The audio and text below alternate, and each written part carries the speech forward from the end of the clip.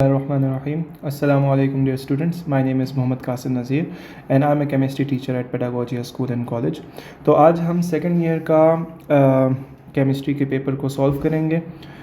सबसे पहले एमसीक्यू में आपसे पूछ रहे हैं कि which of the following has lowest density. तो ऑल दो पोटेशियम में एक्सेप्शन होती है बट लिथियम ग्रुप का सबसे फर्स्ट मेंबर है और उसकी डेंसिटी सबसे कम होती है क्योंकि टॉप टू बॉटम इंक्रीज़ करती है. उसके बाद सेकेंड एमसीक्यू है विच स्टेटमेंट इज़ करेक्ट. तो आपको पता है कि एनाइन का साइज़ अपने एटम से बड़ा होता है और उसी का वाइस वर्सा क्या है कि एटम का साइज़ एनाइन से कम होता है, तो इसलिए delta option is correct. Third MCQ है अमंग सल्फेट्स ग्रुप 2 के एलिमेंट्स में क्या होता है, लोवेस्ट सॉल्युबिलिटी किसकी होती है. तो आपको पता है कि टॉप टू बॉटम सॉल्युबिलिटी जो है वो डिक्रीज़ करती है. अगर ये बेरियम होता ना तो ये सही होता, लेकिन बेरिलियम तो फर्स्ट एलिमेंट है, बेरिलियम फर्स्ट है, मैग्नीशियम सेकंड है, कैल्शियम थर्ड है और स्ट्रोंशियम फोर्थ है, तो ये सबसे लास्ट में आ रहा है, इसकी सॉल्युबिलिटी सबसे कम होगी.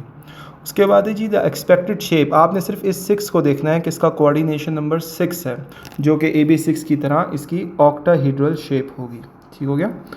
उसके बाद आपने बताना है कि chemical breakdown of organic compound bye micro organisms. तो आपको पता है कि इसको फर्मेंटेशन कहते हैं, हालांकि इसमें एब्सेंस ऑफ ऑक्सीजन नहीं है बट वो भी होता तो बेहतर होता. एनीवेज हेट्रोलिटिक क्लीवेज में क्या बनता है, तो उसमें आपको पता है कि कैटाइन और आयनाइन दोनों बनते हैं. अगर ये होमोलिटिक होता तो फ्री रेडिकल ऑप्शन होती.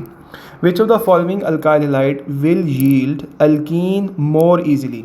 देखें वैसे अगर सिर्फ क्लोरीन और ब्रोमीन में मुकाबला किया जाए तो ब्रोमीन ज़्यादा रिएक्टिव होता है. इसके अलावा अगर देखा जाए तो ये भी प्राइमरी है और ये भी प्राइमरी है और ये सेकेंडरी है और ये टर्शरी है. प्राइमरी सेकेंडरी टर्शरी में कंपैरिजन किया जाए तो टर्शरी सबसे ज़्यादा रिएक्टिव है. तो डेल्टा ऑप्शन में ना सिर्फ टर्शरी है बल्कि ब्रोमीन भी है. दोनों चीज़ें ये प्रूव कर रही हैं कि ये सबसे ज़्यादा रिएक्टिव है. उसके बाद है which of the following is a bad leaving group. जो छोड़ के जाने में अच्छा ना हो वो F नेगेटिव है. आयोडाइड तो गुड लिविंग ग्रुप है. उसके बाद हमारे पास नेक्स्ट एमसीक्यू आ जाता है which alcohol is not the direct product reaction of Grignard reagent. तो देखें जो मैथनॉल है ना, एक कार्बन वाला, वो एल्कोहल इसलिए पॉसिबल नहीं है क्योंकि कम से कम ग्रिग्नॉट में एक कार्बन होगा, कम से कम एल्डिहाइड कीटोन में एक कार्बन होगा, तो 2 कार्बन से एल्कोहल स्टार्ट होता है. उसके बाद है जी which alcohol will yield an oily layer on heating. या हीटिंग वाला वर्ड इंपॉर्टेंट है कि सिर्फ प्राइमरी एल्कोहल जो हैं वो हीटिंग करने पर ही ऑयली लेयर देते हैं ड्यूरिंग लूकस टेस्ट.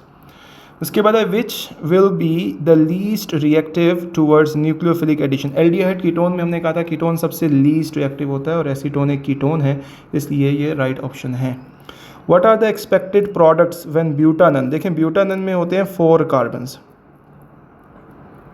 और मैंने आपको बताया था कि इसमें लगता है पॉपअप्स रूल, जिसका मतलब है कि आपने यहाँ से बॉन्ड तोड़ना है या यहाँ से बॉन्ड तोड़ना है. इट डिपेंड्स कि किस तरह बॉन्ड तोड़ने पर the side having less carbon will get the carbonyl carbon. तो आपके पास जो है ऑब्वियसली यहाँ से आपने बॉन्ड तोड़ना है ताकि ये कार्बोनाइल कार्बन इस कार्बन चेन को मिल जाए. तो बेसिकली यहाँ से जब आप तोड़ेंगे तो 2 कार्बन वाले 2 मॉलिक्यूल्स बनेंगे जो कि आपके पास एसिटिक एसिड के होंगे. ठीक हो गया. सो उसके बाद नेक्स्ट है जी सक्सिनिक एसिड जो है, क्योंकि वो सबस्ट्रेट से रिजेंबल कर रहा है और जब इनहिबिटर सबस्ट्रेट से रिजेंबल करे तो ऐसी इनहिबिशन को कॉम्पिटिटिव इनहिबिशन कहते हैं. उसके बाद है जी एक प्लास्टिक का हेलमेट है जो कि क्या है कि हार्ड हो रहा है हीट करने पर. ठीक हो गया. तो ये होता है थर्मोसेटिंग प्लास्टिक.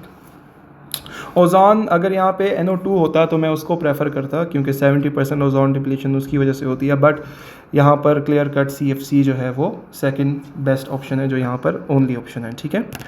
उसके बाद आता है जी एम्पेरिकल फार्मूला ये है और मॉलिक्यूलर मास ये है. सबसे पहले आपने इस एम्पेरिकल फार्मूला का मास निकाल लेना है जो कि आपको पता है कि 12 multiply by 3 plus 8 plus 16 multiply by 5 और फिर आपने 372 को डिवाइड कर लेना है इस सब से, तो आपके पास आंसर आ जाएगा 3.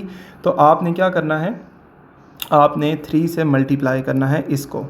जब इसको 3 से मल्टीप्लाई करेंगे तो C 9 हो जाएगा, H 24 और O जो है वो 15 हो जाएगा. ठीक हो गया. नेक्स्ट आपके पास आता है number of signals in proton NMR in acetone. ये थोड़ा सा कॉन्सेप्चुअल क्वेश्चन था. देखें एसीटोन होता है CH3 C double bond O and CH3. अब इसमें अगर आप देखें कि ये जो हाइड्रोजन है ये बिल्कुल इसके साथ मैच कर रहे हैं क्योंकि इनका ऑक्सीजन से डिस्टेंस क्या है, इक्वल है.